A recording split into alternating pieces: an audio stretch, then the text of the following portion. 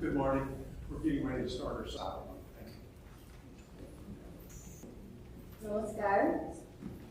We welcome you all today to celebrate the life of our father and Lohit's older daughter.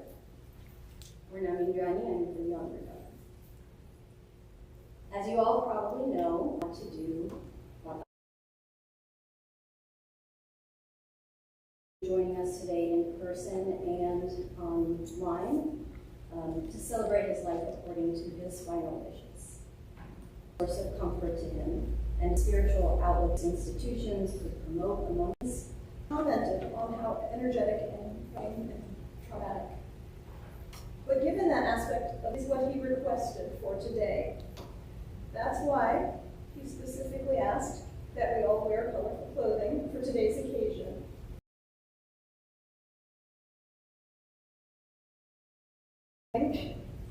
Together, we will listen to and enjoy the music that he loved and which reminds us of him.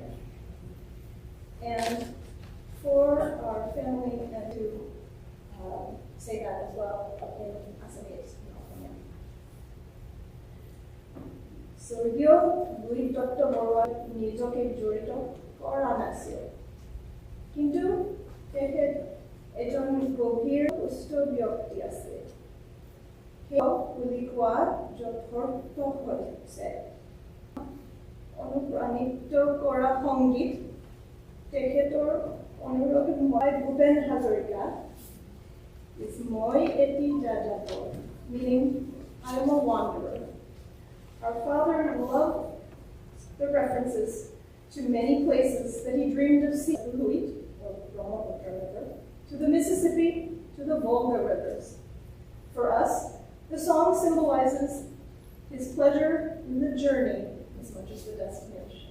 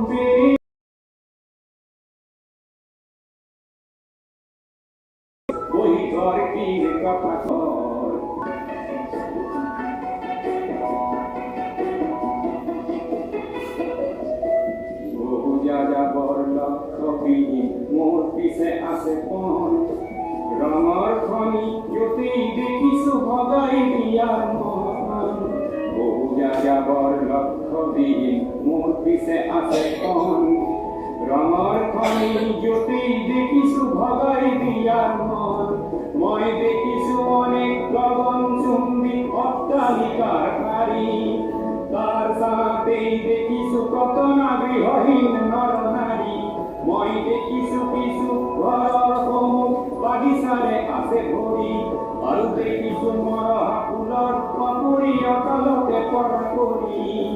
বহু দেখে দেখে গৃহদাল দেখিছিলো নহবৰ, মনৰ মানুহ বহুতেই দেখো ঘৰতে হৈছে বৰ। এই মই যাযাবৰ, এই মই যাযাবৰ, ধৰাৰ দিঙেৰি পাঙেলৰ কি বিচাৰি যাবৰ। এই মই যাযাবৰ, মই এই যাযাবৰ, মই এটি যাযাবৰ, ধৰাৰ দিঙেৰি পাঙেলৰ কি বিচাৰি যাবৰ।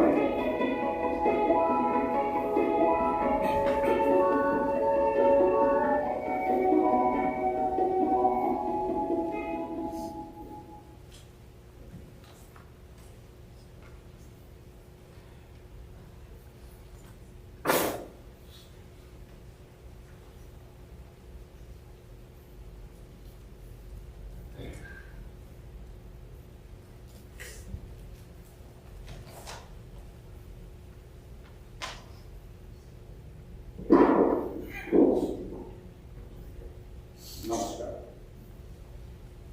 My name is Aaron Solomon. Myself and many of our friends here have been knowing Lohit for a long, long time.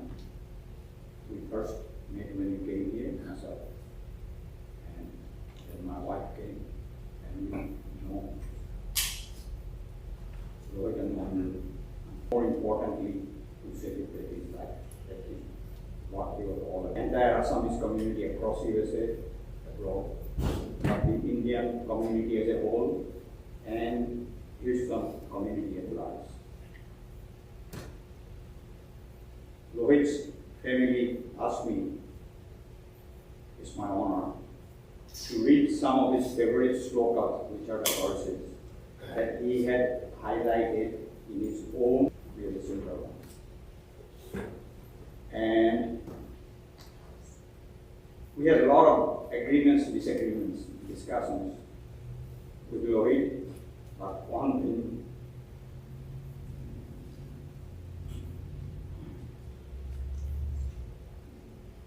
I shared very clearly about his faith in life living through Gita.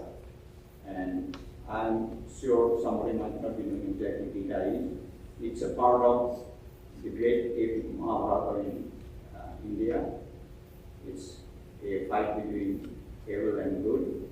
And Lord Krishna himself, Supreme Lord, came to the earth and he wanted to make sure that good persists over evil.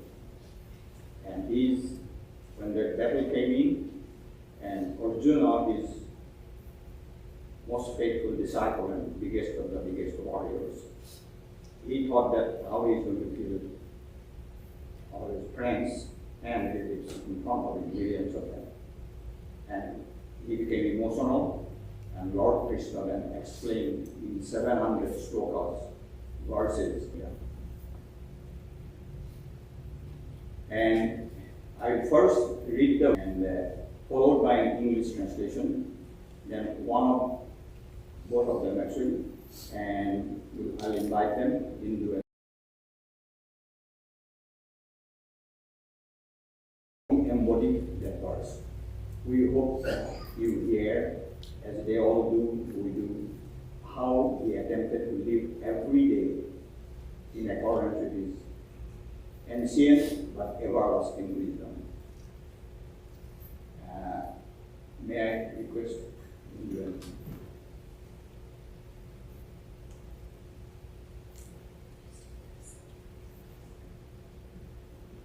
This is chapter 2, verse 47.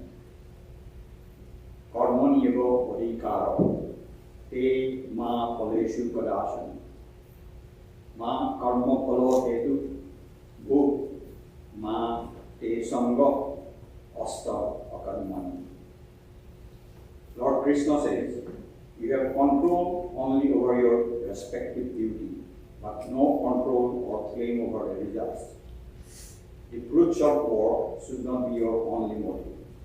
Do your duty to the best of your ability, O Arjuna, with your mind attached to the Lord, abandoning worry and attachment to the results, and remaining calm in both success and failure. Work done with selfish motives is inferior by far to selfless service. Those who work only to enjoy the fruits of their labor are in truth unhappy, because one has no control over the results.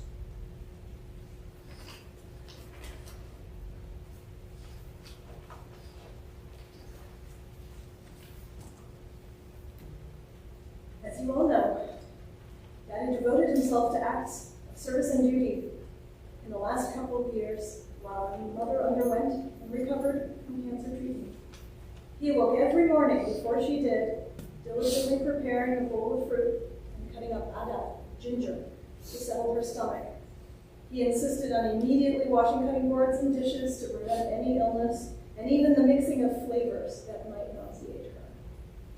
Those of you who were present at the 5K on Sunday supported him in embodying this value that morning. As he cheered you all on, and Samvidan, he reminded you that he would have wanted you to finish the course, no matter what might happen to him. Next, chapter 2, verses 62 and 63, they are kind of intertwined.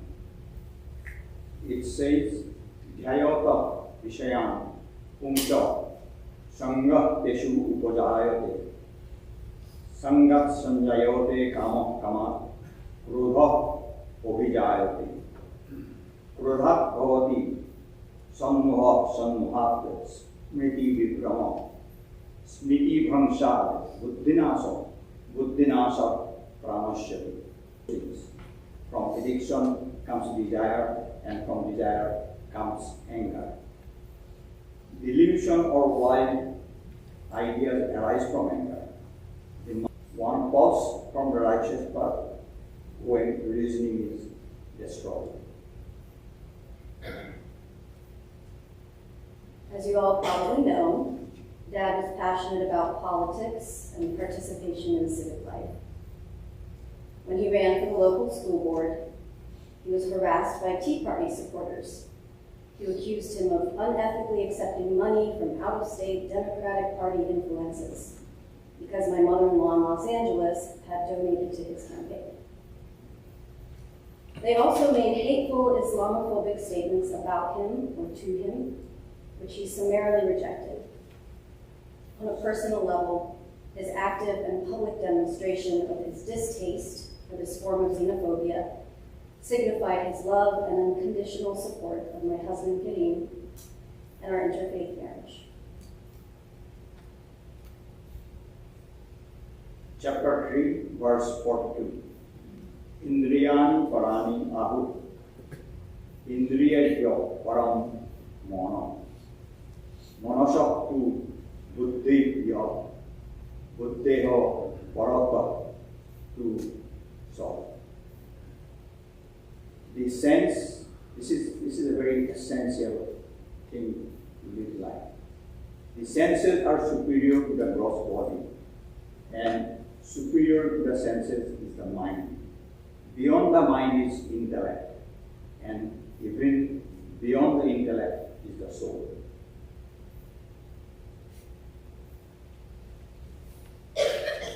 Dad was a man of spiritual conviction and great sensitivity. He believed in the transcendence of the soul beyond the corporeal body and the brotherhood of all living things. As an example, our family cat Tigger was his faithful companion after I left for college.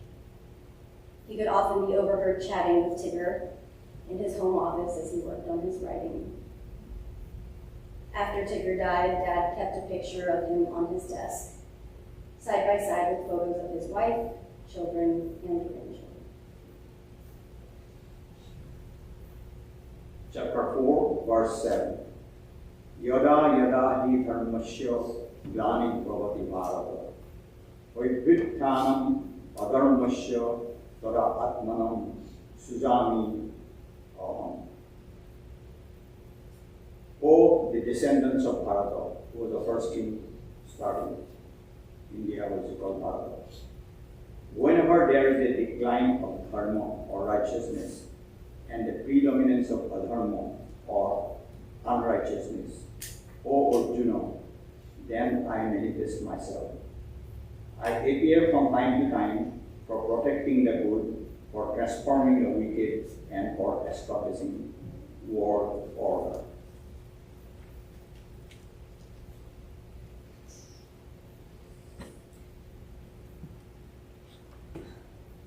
Although Daddy was not religious, he took solace in his faith that a greater power ensured the balance of dharma and adharma. He prayed daily at his tapana, or home altar, and even every time he yawned, in the way that you might say, bless you, he would yawn, he'd go, ooh, Bhagavan. And that was just part of his daily life. By now, most of you are probably aware of the depth of hardship in which he began his life.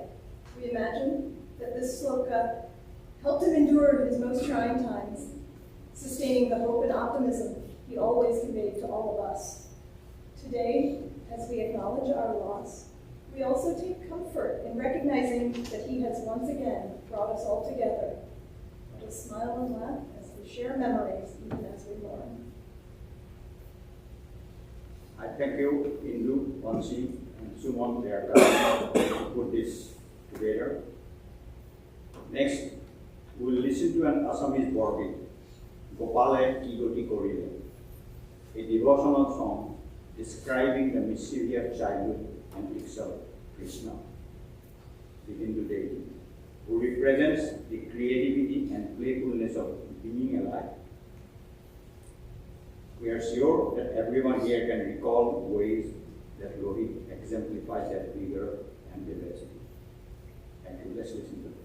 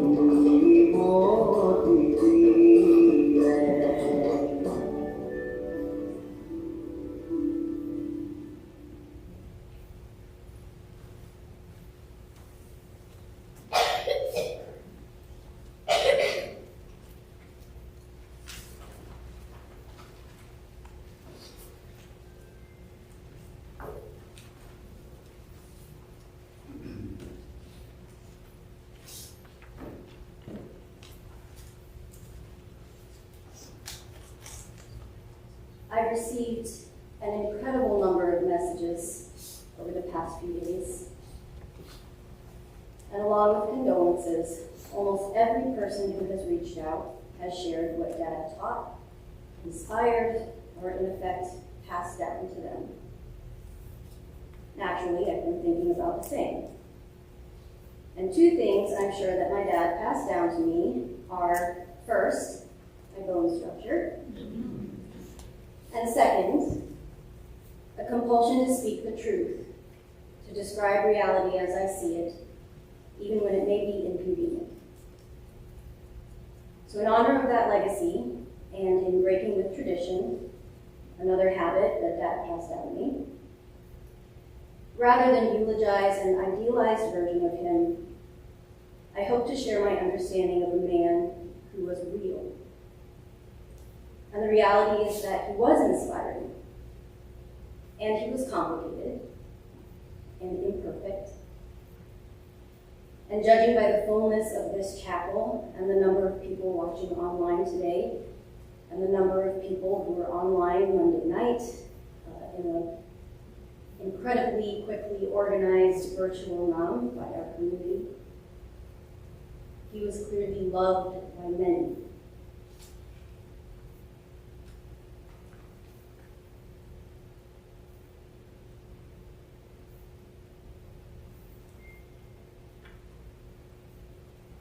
Death haunted my father. From his storied beginning, found orphaned in a boat on the river Brahmaputra, also known as Lohit, his namesake. The specter of death was Dad's constant companion. How do I know? Because I inherited this too. An awareness of the brevity of life, given his difficult, lonely beginnings, abandoned on a boat. My dad found this knowledge difficult to bear, and so he sought to conquer his fear by living each day as if it were his last, even, in some cases, running toward death. I believe this fear was the origin, the basic motivation behind many of his accomplishments. With every challenge he surmounted, he tried to convince himself that he did not fear death. I left my home and traveled halfway around the world with only $8 in my pocket. I must not fear death. I ran 26.2 miles. I must not fear death. I finished 7 marathons. I must not fear death. I climbed Mount Kilimanjaro, the highest mountain in Africa. I must not fear death. I jumped out of an airplane. I really must not fear death. Dad wanted to believe that if he lived his life as if there were no limits, there really would be none. And there's no denying that this strategy took him far. He found opportunity and established a career in a new country. He raised a family that did not suffer materially the way he had. He traveled the world as he had always dreamed, and he helped create a community that spans thousands of miles. But, as well as this strategy worked, it eventually reached its limit. Aging was the limit for my dad. No one can run from the passage of time, not even a marathoner. He had difficulty acknowledging the ways he was changing as he grew older, as his jogging pace increased, as he had a harder time getting down and up from the floor to play with his grandkids, as the aches and pains he previously just walked off lingered longer and recurred more often. And he used his usual strategy. If I can push through the pain, the worsening eyesight and hearing, the decreasing energy, maybe I can convince myself that death is not coming for me too. But death comes for all of us. We are only human. And despite his best efforts, I could tell my dad's fear was becoming more difficult for him to disavow. Over the past few years, Dad produced profusely and urgently. He wrote with a frantic energy, self-publishing editorials, memoirs, short stories, and a novel, in English and Hmong. My mom could hear the sound of his printer constantly running, and the surfaces of his home office are covered in stacks of paper. He invested in and self-produced a movie about his life. He deepened his dive into the study of the Assamese language, carrying giant reference books back and forth between Chicago and Houston, developing educational materials and feeding Google Translate. It's as if he hoped that by producing so much in as many different ways as possible, that he could guarantee that some part of him would never. In recent years, every time we talked on the phone, Dad expressed an anxious concern that I was working too much, tiring myself out, not taking care of myself. Ironic, since that's what I saw him doing to himself. But he really didn't appreciate when I would point this out. This is why we grew further apart over the years. He wanted to keep living as if there were no limits, and I refused to deny them. I believe you can challenge the limits of reality. In fact, creativity and innovation require it. But pretending limits don't exist does not make it true. Like I said, I inherited Dad's compulsion to speak the truth, even when it was something he didn't want to hear. Today's celebration of life is Dad's last attempt to defy death. He wrote, "As I leave this earth, I want my near and dear ones to celebrate my life and not grieve at my departure." Well, I hate to break it to you, Dad, but you've died. And grieving is what those of us left behind do. We can and do grieve and celebrate you at the same time. We feel sad, shocked, and angry. We laugh and cry and reminisce. We feel incredibly blessed and loved and grateful as we all come together, connected with each other in this moment, specifically by our relationship with you. I guess what I'm saying with that is that you cannot control how we feel as we mourn. Though we hope we put together a program that you would enjoy, each of us will feel what we need to feel. In truth, you cannot and never could protect us from sadness or loss, and certainly not from death. But you did reinforce to me, to many of us, that we can have choices in how we navigate hardship and challenges in our lives. And perhaps more importantly, you helped create this incredible community that can accompany any one of us through life's journey. Dad, the books will decay. Movie theaters are becoming obsolete. And Assamese language and culture will evolve and change over time as it always has. The truth is that it is through the people you touched, the relationships here in this room and around the world, the love, our communal inheritance from you. It is through that which you will live forever.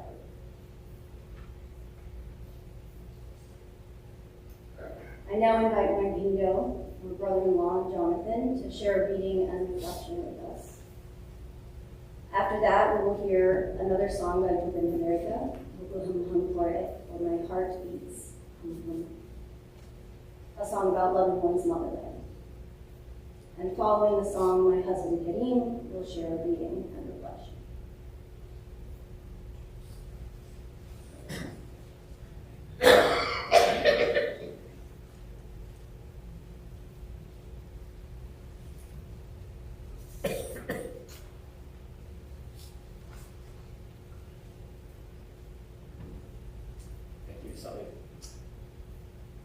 The fact that Lohit, or Atta, as my whole family called him, wanted there to be readings from multiple different religious traditions at this ceremony tells you so much about what a deeply good person he is and was. He believed very firmly that all people shared a common humanity, and that they all come together in peace and in friendship, preferably around a good meal. As he used to always tell us, everybody, he would say, everybody loves to eat good food. I have two readings that touch on those themes, mostly the peace and friendship, but also the food a little bit.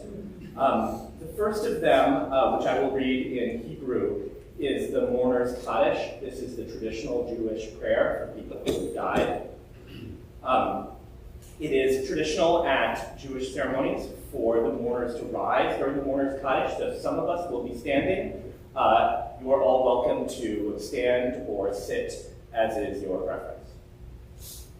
Please rise.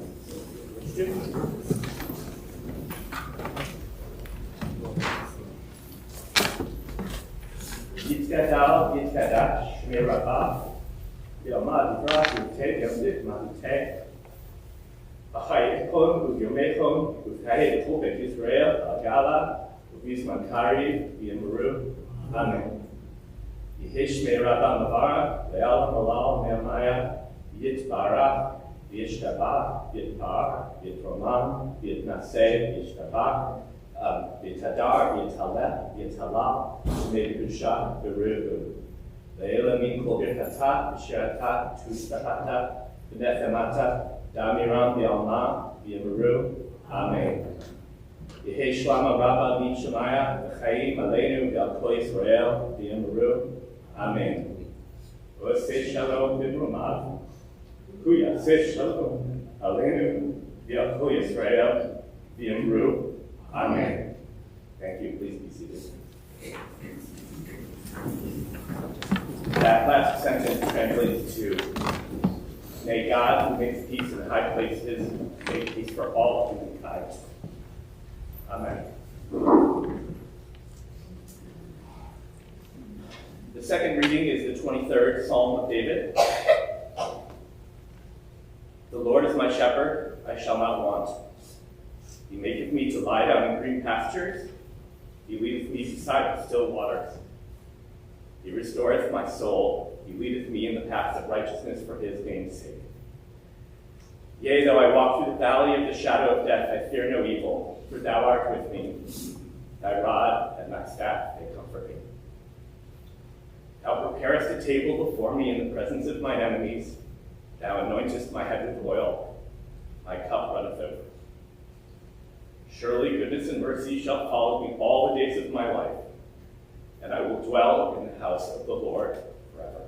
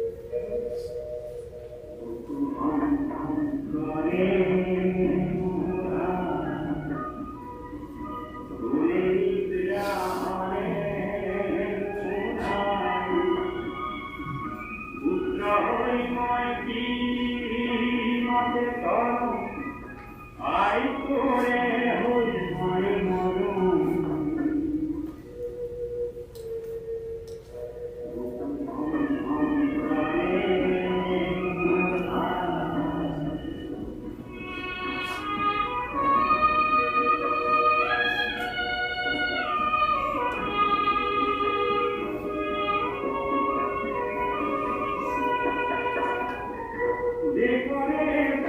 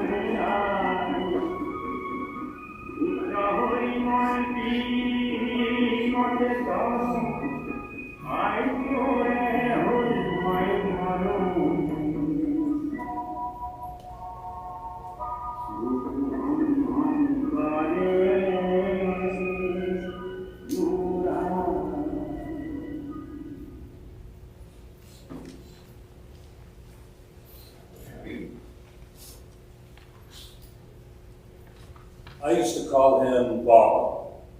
And Baba is what, in Arabic, is father. And my father died over 30 years ago. So it was great to meet him, and I called him Baba really long before any legal procedure happened to make him a Baba-in-law. And when when we had our own children, Indrani and I, they had started calling me Baba. So I reverted to calling him Atta. And he didn't like that. He said he misses being Baba. So we decided to call him Big Baba, even though I'm about 1.5 feet taller than him. But the beautiful part about it is his personality was big, his heart was big. He was the first person I met in the family after we decided that we were going to have a long-term relationship and marriage. And he was very welcoming, very interested in other religions. He thought that the fact that I'm Muslim was very cool and wanted to ask so many questions about it, and I had to learn how to answer them. And obviously their son-in-law is Jewish, and he's a very receptive gentleman. He did not appreciate automatic religious behavior, things like calling yourself a specific religion but not following through with it, being a hypocrite, or anything that revolved around religion as showmanship. He very much wanted it to be based on the acts that you did, what you were as a person, and how you affected your community. And he had a huge effect on his community, clearly, had an effect on his children and his adopted children as well. So in his request for this ceremony, he wanted a reading of the Quran, and I guess that means me. And so I asked the sheikh for an example, and he gave me an example, but it was an example for a Muslim who died and to be done in a mosque. And so I just searched again for something that I thought would fit. So once again, he's pressing me to learn about myself and learn more about my own life and my own religion and who I am as a person. He's always done that. So we found this one, which is Surah al-Mar'ud, the Surah of the Helpers. And in English, have you seen the one who denies the recompense? For that is the one who drives away the orphan and does not encourage the feeding of the poor. So woe to those who pray, but who are heedless of their prayer. Those who make show of their deeds and without even a simple assistance. أعوذ بالله من الشيطان الرجيم بسم الله الرحمن الرحيم أرأيت الذي يكتهب بالدين فذلك الذي يدعو اليتيم ولا يأخذ على التميم المسكين فويل للمصلين الذين هم صلاة يمسحون الذين هم يرعون وينالون الموعون صدق الله العظيم.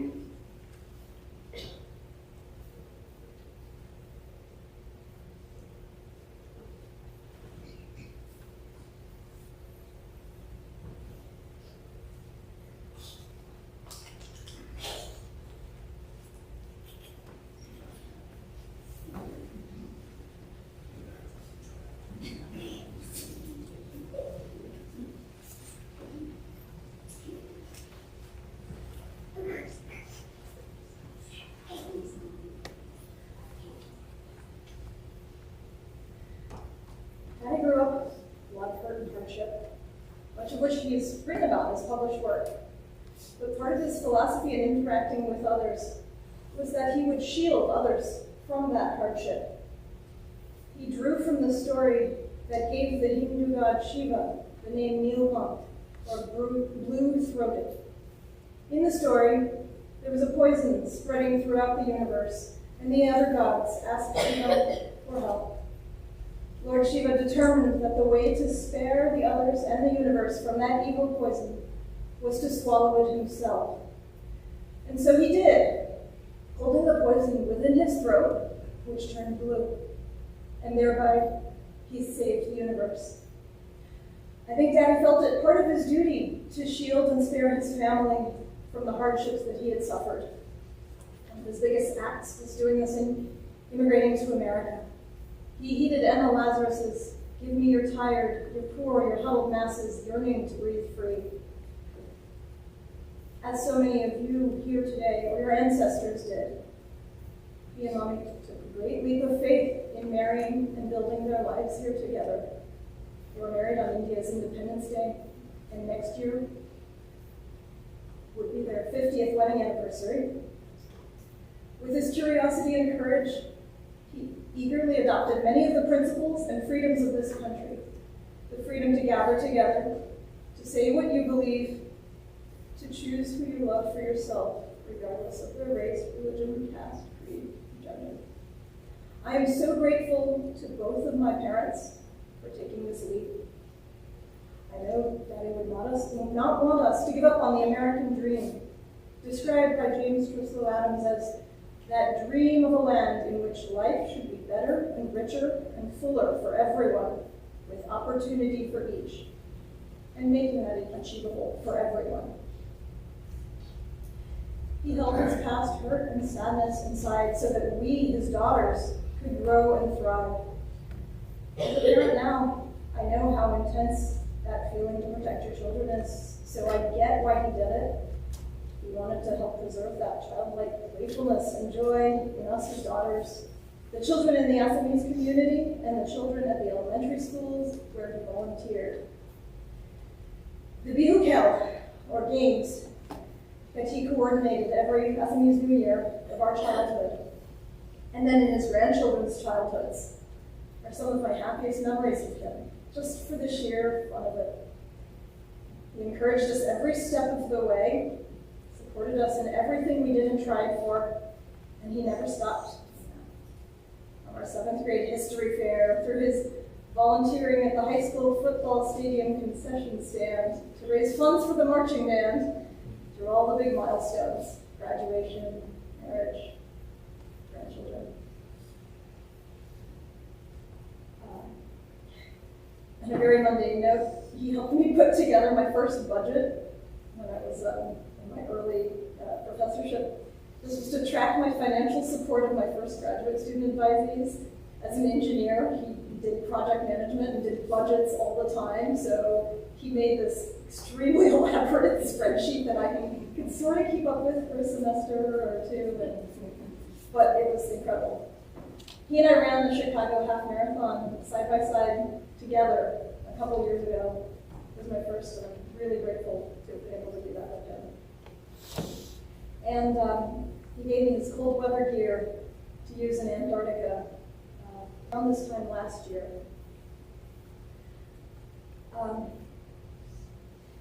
Daddy loved to tell old Assamese stories and jokes and would translate them for us as he went along.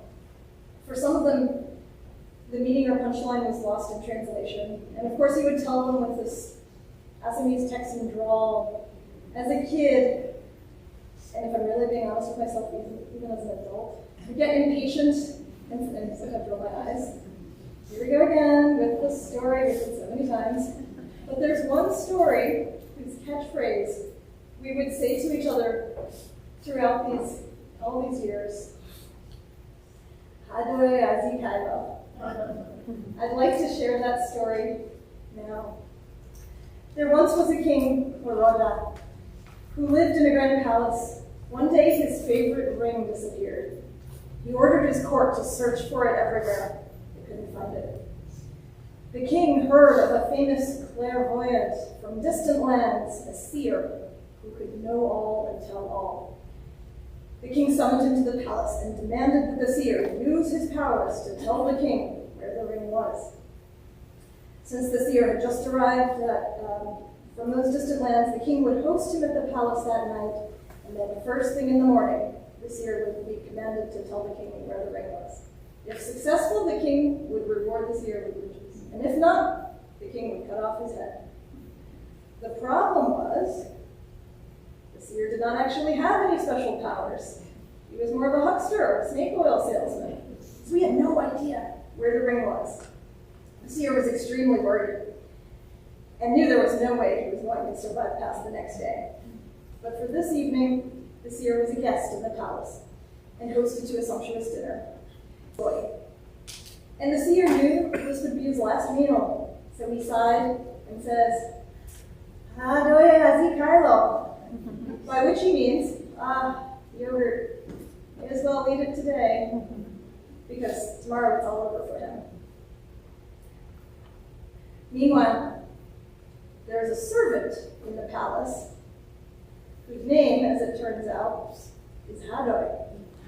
She'd been nervous the whole time about the seer because she was the one who stole the ring.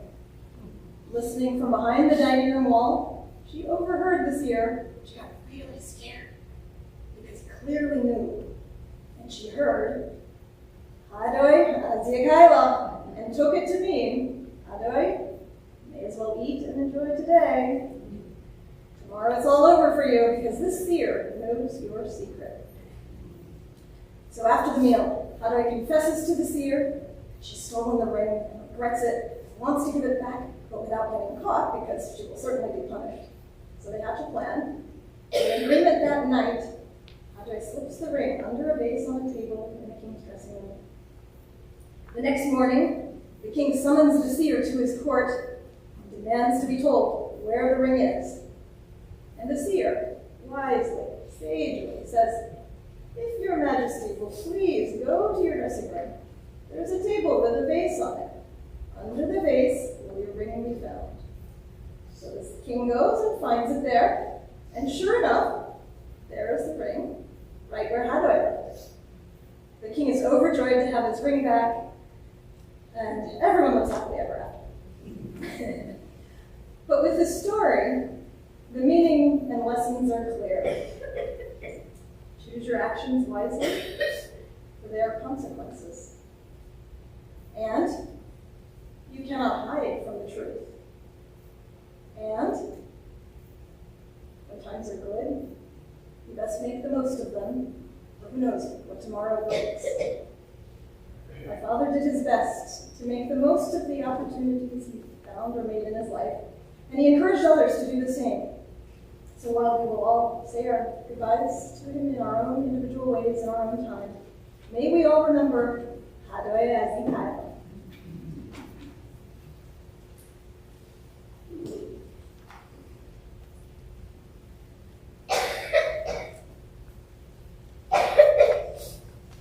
We are so grateful to everyone joining us today and for everyone who has been thinking of us and sending us loving messages all week.